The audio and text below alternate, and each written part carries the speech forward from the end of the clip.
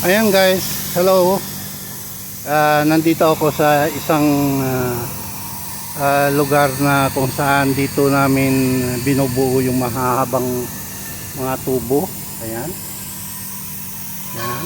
Dito sa heavy welding line. Yung mahaba dito. Ayan. Dito yung mahahabang tubo. Hinihintay ko yung aking surveyor dahil chichikin niya itong alignment ng tubo na ito. Medyo mahaba-haba ito. Ayan.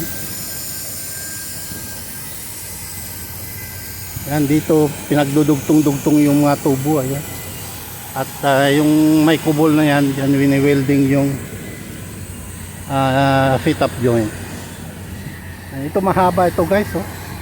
Nasa 80 meters ang haba nito. Yun ang chichikin ng aking surveyor na Arabo. Ayan.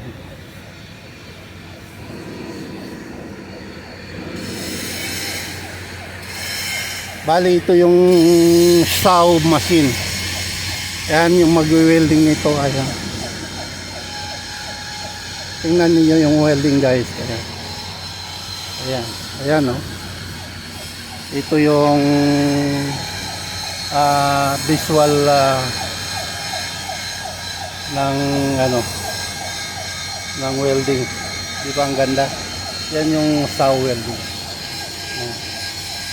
Pagka chinik natin yan, kailangan walang mga defects. Pero i-extrahin pa yan para mapatunayan na yan ay walang depekto. Dito naman guys, ito yung mga supply ng hangin manifold. Amin ding chinecheck ito. Baka yung mga hose walang mga whip check. Ayan, walang pin. Yan, chinecheck namin yan kasi delikado pagka natanggal yan, mag-whip yan, kaya kailangan may whip check. Tagal naman yung aking surveyor. Kanina pa ako dito. Ito rin, nagdudugtong-dugtong din yan. Ayan, ayan. Yan, mini-welding yan.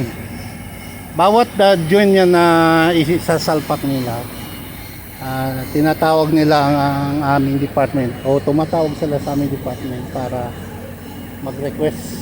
Minsan magre-request sila para sa aming survey inspection.